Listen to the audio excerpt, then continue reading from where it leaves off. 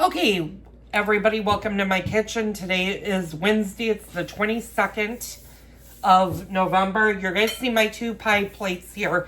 I did something different this time with the crust. Instead of filming it, I felt like I might do better not having it on camera and seeing how these turned out.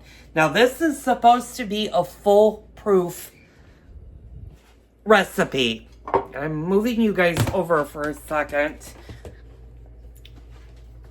so I can put my eggs away, and I can also bring out the crust. And I need to get a rolling pin and flour. I know one of you had mentioned I should have all of the ingredients out, but it won't take me but a minute to do this.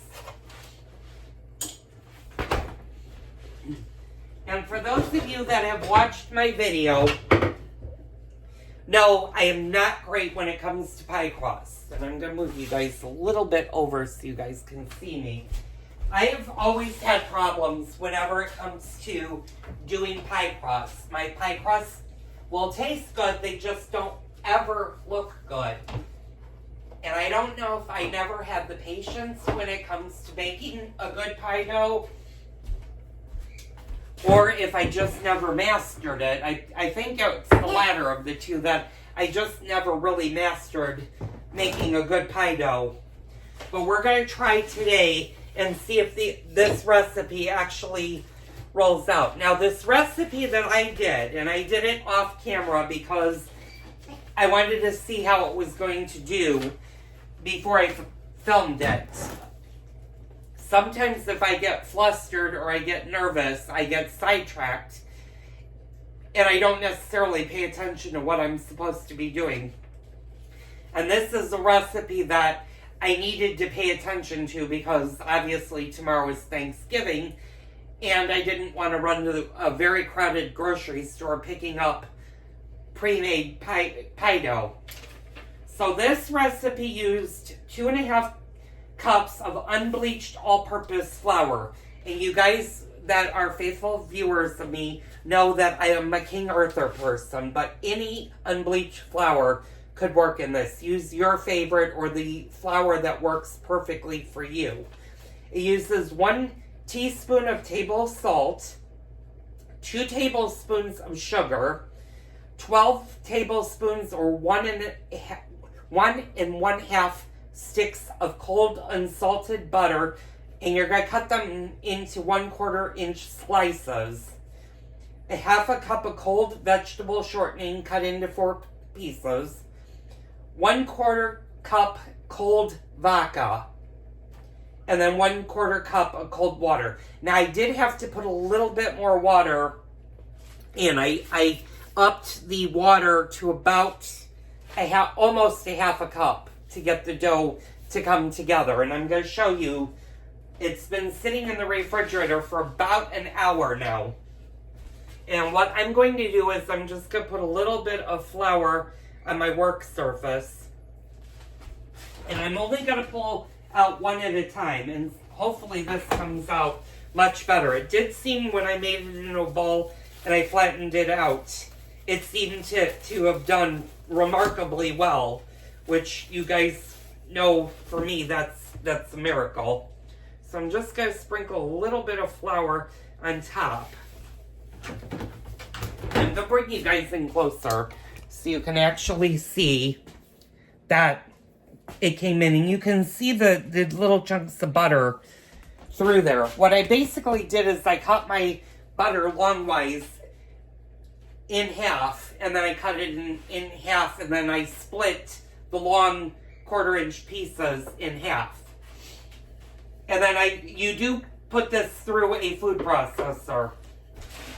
At least the first half. You do the dough, the butter and the shortening, the flour, the salt, and the sugar. You put that through a food processor and blend it, and then you transfer it to a medium-sized bowl.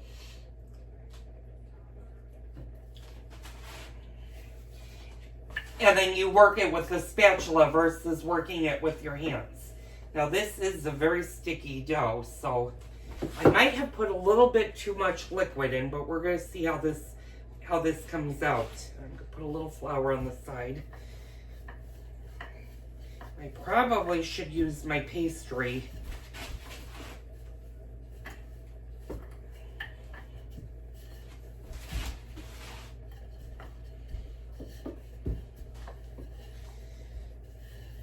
This is actually not rolling out bad. Just don't know if, let me see if it's sticking. Yeah, this is, okay, this is really sticking to my cupboard, or my, yeah, this, okay, that's what I thought it was gonna do. Okay, so I need to put a little bit more flour on this.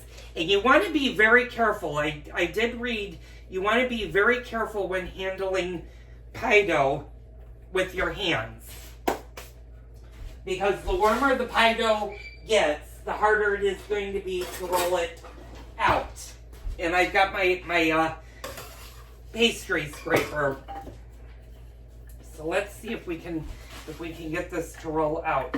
Now, if your pie dough starts to really stick and you have a really, really hard time rolling it out, place it back in the refrigerator for about 10 to 15 minutes to let it firm back up, and then try rolling it. It should be much better. And this seems to be rolling much easier for me. So this may be my go-to recipe now. And I'll find out, let's see if this actually tells me who made it. Oh, it's Serious Eats. It's by Serious Eats is the person that posted it on the internet. And I never thought about putting vodka in. I had read that for certain doughs, you could put alcohol in it, and you won't taste the alcohol in there. It just kind of helps the flour and everything sort of absorb, so to speak. And I will say this is not doing too bad. It's rolling out. As long as it's not sticking to my countertop, I'll be in good shape if it rolls totally out.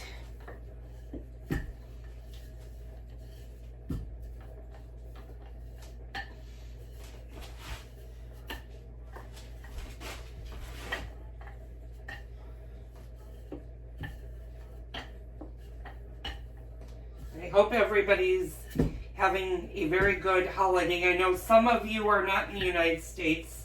A wonderful viewer from the UK by the name of Paul. I'm going to shout out to him. And by the way, I'm going to take a pause for a quick second. I know this is one of those things where I said I get flustered and I get off a track. But thank you guys so much for your comments today.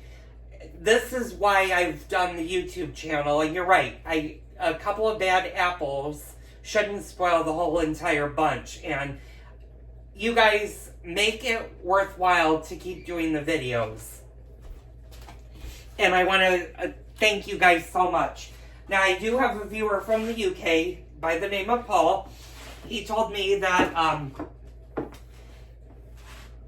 him and his boyfriend started watching me, and they follow me all the time. And I think it's wonderful that I'm getting viewers from out of the country that actually follow me. And the more I thought about the one guy's comment,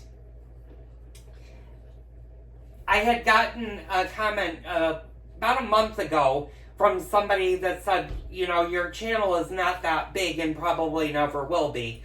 You know what? I'm okay with that. I don't want to get a huge amount of people, because then I feel like I have to have a perfect kitchen. And, you know, everybody's kitchen is not perfect. It's not ideal. I mean, if you have a lot of money, you can, of course, build your dream kitchen.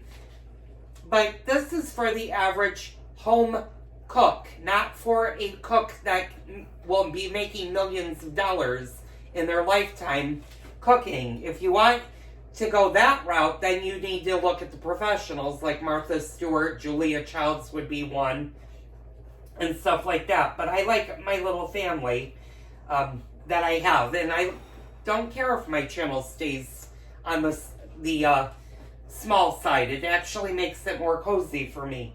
So this time I actually have the dough all wrapped up in my rolling pin, and I'm going to roll it. Hopefully it rolls nicely into, and I think, except for one thing, I think this is the crust that I'm going to be doing. So it looks like that. Now what I'm going to do is I'm going to kind of gently put it into the pot, and I might have accidentally split it in one area, and I think that's okay. I think it's going to be all right if there's a little bit of crack, because you're not really going to see that, and I can push that together. So what I'm basically doing is I'm pushing my dough into the pan. And I know Betty had said her crusts are hit or miss. Sometimes she has really good luck. Sometimes she has really bad luck. And I wish my grandmother was still alive, because I don't remember her crusts ever being bad, but I'm sure she had her good and bad days with crusts. Now this is where I get into trouble with my crusts. And if you're a good crust maker, let me know what the secret is. All this overhang is usually where I run into problems. I either trim too early, or I cut so far into it that it collapses inward. And what we're going to try to do this time is I'm going to try not to do that. I'm going to try to fold a little bit in and start making our crimps.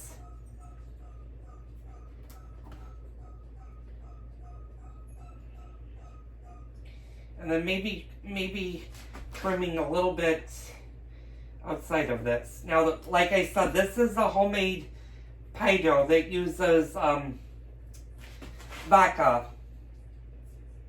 And that seemed to have done the trick.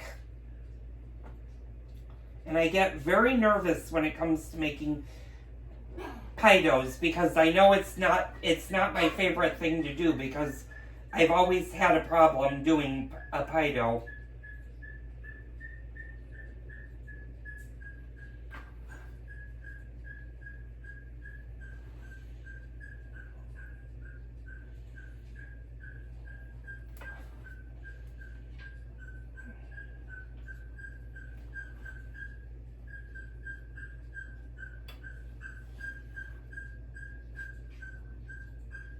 Of course, you're hearing Kona upstairs doing his thing. He likes to whistle.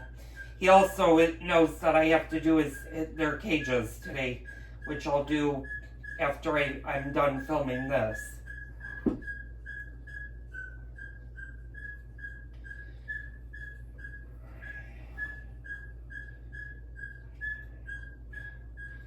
This may be getting a little bit, I'm going to pop this in the refrigerator for just a little bit, because I'm getting a little bit